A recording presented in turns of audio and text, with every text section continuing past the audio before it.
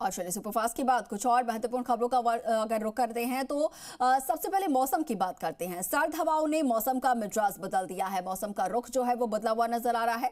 सर्द हवाओं के चलते ठंड का प्रकोप और ज्यादा बढ़ा है। सभी जिलों में तापमान गिरता हुआ नजर आ रहा है और प्रदेश के अधिकतम जिलों में बादलों ने भी डेरा डाला है। आज से पश्चिमी विक्षोभ सक्रिय हो रहा है। जोधपुर, बीकानेर और शेखावटी क्षेत्र में पश्चिमी विक्षोभ का असर देखने को मिलेगा और विक्षोभ से हल्की बूंदाबांदी और मध्यम दर्जे की बारिश भी दर्ज की जा सकती है। तो वहीं प्रदेश के कुछ जिलों में घना कोहरा छाए रहने की भी संभावना है और सर्दी से बचने के लिए लोग अलाव तापते हुए भी नजर आ रहे हैं। ठंड के प्रकोप से मुश्किलें लोगों की बढ़ती नजर आ रही हैं।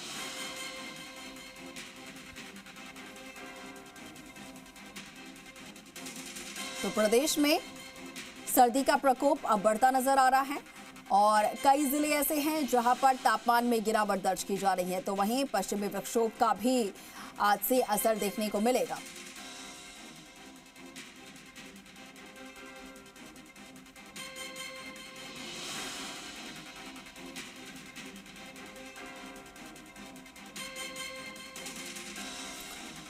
और जिस तरीके से प्रदेश भर में मौसम जो है वो नया रुख अपनाता नजर आ रहा है, सर्दी बढ़ रही है और क्या कुछ हालात हैं, क्या कुछ टेम्परेचर है, वो आइए जानते हैं। हमारे सहयोगी बाड़मेर से हमारे साथ भूपेश आचार्य जुड़े हैं, साथ ही बांसवाड़ा से अजय ओझा हमारे साथ लाइव जुड़ रहे हैं। सबसे पहले बाड़मेर का मैं रुख करूंगी।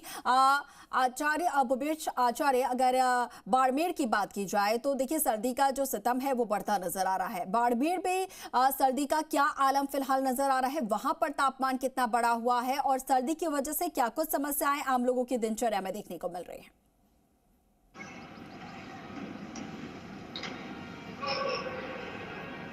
डिग्री शहर का और जो मिनिमम तापमान है 10 डिग्री शहर का, लगभग 23 डिग्री मैक्सिमम को नोट किया जा रहा है। और अगर यही बात की जाए सीमावर्ती क्षेत्र और जो सुदूर गांव के इलाके, वहाँ पे ये टेम्परेचर जो है 10 डिग्री से गिरता जा रहा है। इस तापमान के गिरने से जो अच्छी बात ये है कि क्योंकि इस समय बाड़मेर जिले और बाड़मेर के जो पड़ोसी जिले हैं, बाड़मेर, जैसलमेर और जालोर, यहाँ पे जीरे की फसल की बुआई की जाती है और उसके लिए जो तापमान का जितना गिरावट होगी और तापमान में जितनी ठंड होगी उतनी जीरे की फसल अच्छी होगी, क्योंकि दिवाली के बाद से किसानों ने इसकी बुआई शुरू कर दी थी। किसान इसी ठंड का इंतजार कर रहे थे। फिलहाल मौसम की बात की जाए तो बाड़मेर में जैसा कि आपने बताया पश्चिमी विक्षोभ का जो असर है वो साफ तौर पर नजर आ रहा है। मैं कैमरामैन को कहूँगा दिखाएगा कि अभी तक किसी भी तरीके का सूरज का जो है वो उदय नहीं हो पाया है और साथ ही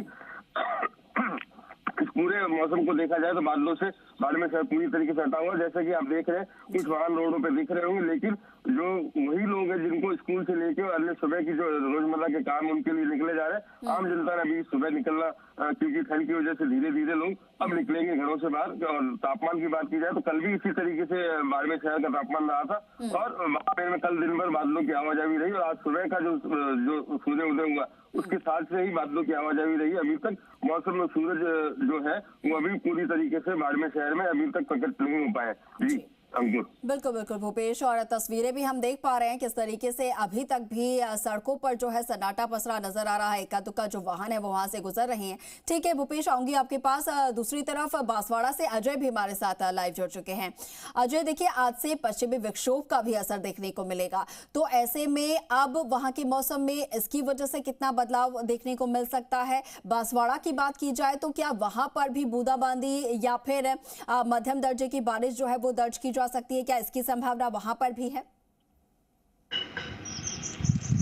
बिल्कुल, बांसवाड़ा जिले में भी पश्चिमी विक्षोभ जो मौसम लगातार जो बदलता जा रहा है, सर्दी पिछले 7 दिनों से अच्छी खासी पड़ रही है। मौसम में बदलाव हो रहा है जिस कारण से मौसमी बीमारियों का भी डर देखने को मिल रहा है। यहाँ पर शहर के जो सबसे बड़ा एमजी चिकित्सालय है, वहाँ पर जो लगातार बदलते मौसम के कारण जो बीमार हो रहे लोग वो भी बड़ी संख्या में दिखाई दे रहे हैं और मरीज जो भर्ती भी हो रहे हैं। और सर्दी की बात करें तो सुबह और शाम यहाँ पर ठंडी हवाएं चल रही है, दोपहर को सूरज निकलता है, जिस कारण से लगातार मौसम दिन में, रात में और दोपहर तीनों टाइम बदलता दिखाई दे रहा है। जी बिल्कुल बिल्कुल। तो देखिए, पश्चिमी विक्षोभ की वजह से जो मौसम है वो दिन में भी कई बार बदलता हुआ नजर आ रहा है, कभी बारिश तो कभी सर्द हवाएं।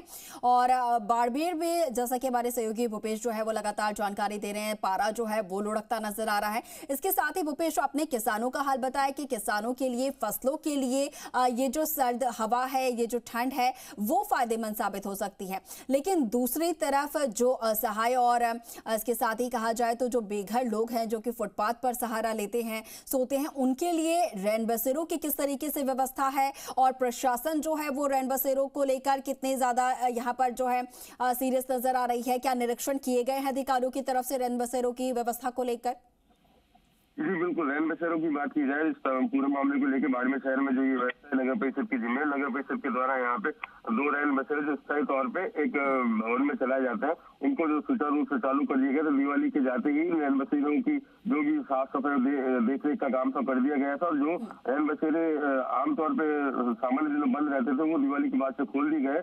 और जो लोग भी जैसा कि आपने बताया, जो सड़क के किनारे जो लोग वहाँ सोने वाले थे, उन लोगों ने वहाँ पे सोना शुरू किया। और साथ ही जो लोग हैं भामाशाह है, उसके अलावा कई सारे ऐसे लोग हैं जो इनकी जरूरतमंद चीजें जैसे कि कंबल है, बिस्तर है, इस तरीके की जो तमाम चीजें जो सर्दियों में काम में आती हैं उनको पहुंचाई जा रही है, ताकि सर्दी के समय, रात के समय किसी तरीके की कोई दिक्कत नहीं है। रैन बसेरों को सुचारू रूप से चालू किया जा रहा है। जो संबंधित अधिकारी है उन लोगों के द्वारा इसका समय समय पे निरीक्षण किया जा रहा है, ताकि किसी भी तरीके से यहाँ पे कोई समस्या ना हो। और जो राहगीर या फिर कोई इस तरीके का अच्छा व्यक्ति जो जिसको रैन बसेरे में आश्रय की जरूरत हो, उसको वहाँ पूर्ण तरह से आसरा मिले और वहाँ उसको रात गुजारने की व्यवस्था हो सके। जी बिल्कुल, ठीक है भूपेश, बहुत शुक्रिया आपका हमारे साथ जुड़ने के लिए, तमाम जानकारी के लिए, तस्वीरों के लिए। और अजय, आपका भी बहुत शुक्रिया।